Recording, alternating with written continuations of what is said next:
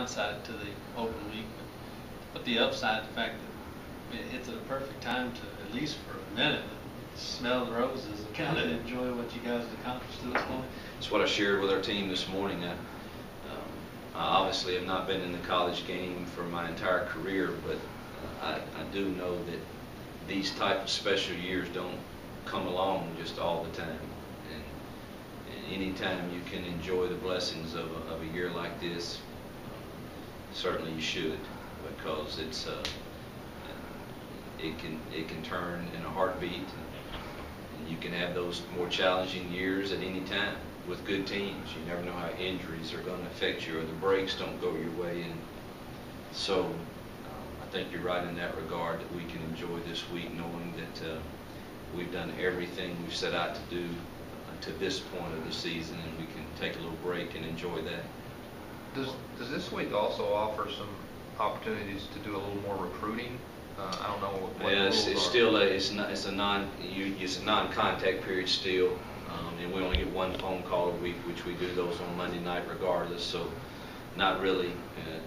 We'll get our one phone call this week. Now we'll set aside some time. We're behind on watching tape, which is normal at any school. You get in the season grind and you just get a little behind. So it'll provide us a little time to watch some more tape. But as far as contacting the prospects, we still get the one phone call that we get every week.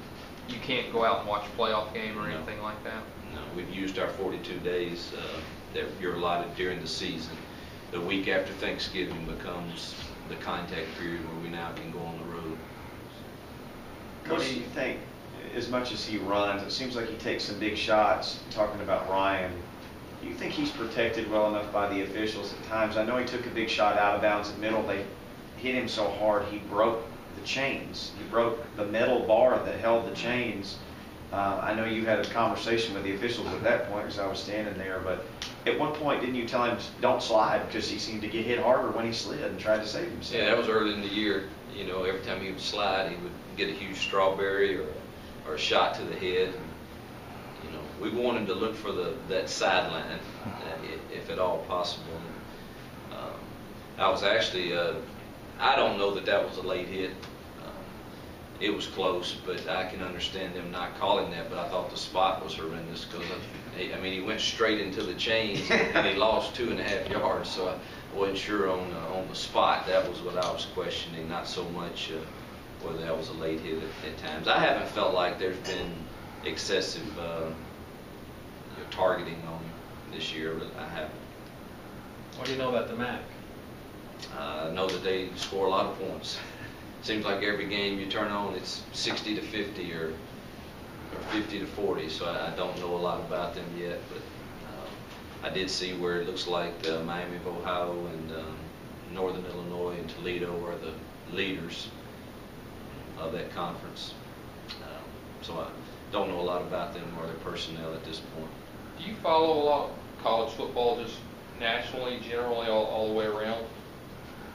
Yeah, I would think so. I mean, I love watching college games. I TiVo a bunch every weekend. Don't always get to watch them. My TiVo's full of games right now that I'll get to watch some this week maybe, but I try to follow it pretty closely, and I text the coaches that I'm friends with, and you know, I text Lane Kiffin and Monty and Ed the other night after we watched that game on the way back on the bus, and I was very happy for them. But yeah, we keep up pretty closely. Do you have an opinion on the situation with the BCS right now? If I had a better way, I'd probably have an opinion, but I'm not smart enough to come up with the solution. So I think it's probably the best thing we've got going right now. I'm sure that there's so many things floating out there, but you know, you have to take into consideration how it affects the student athlete and their classes and the additional weeks of prep. I mean, this is a long season. This is a grind. So I'm not sure what the answer is. Obviously, it's not perfect, but you know, they've probably gotten the team that's playing the best the last few years to win the national championship in it. Do you like the idea of a rematch between Alabama and LSU possibly for the national championship? I really don't have an opinion. It looks like that's where it's headed, though. with the upsets of last weekend. And that's the greatest thing about college football is that's why you play the games. You've got an opportunity to win.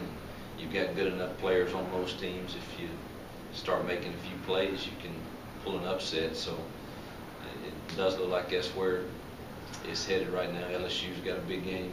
I don't know if it's this weekend or not when they play Arkansas, but that'll be a big one. Then the SEC championship will be a big one for them also. But you certainly, when you look at LSU's defense, I don't know, that's got to be one of the top defenses in the history of college football, I would think. This Troy team that's coming here, Coach, kind of an interesting season they've had. They started out 2-2 and played well, but have subsequently really fallen off the map. These guys were thought, to be a conference front runner like they usually are. What do they bring to the table, and what do you think their struggles have been this year? I just got through watching them against Clemson. Clemson's offense is very similar to ours. I see them as a very talented team, just like Middle. I don't understand the dynamics. I'm not there. I know that Coach Blakeney didn't all of a sudden. He's still a great coach, and his staff is doing the same job they've always done. And again, they've been in either the championship or co-champions of this conference many years in a row. So I don't expect them to come in and roll over. And they got a big win last week and did it in convincing fashion. And they played Arkansas really close. Arkansas, I'm sure, is a fine team. So I know that they have players, and it would be a great challenge for us. And they've got a big game this week also with Western. So I'll be watching that one closely.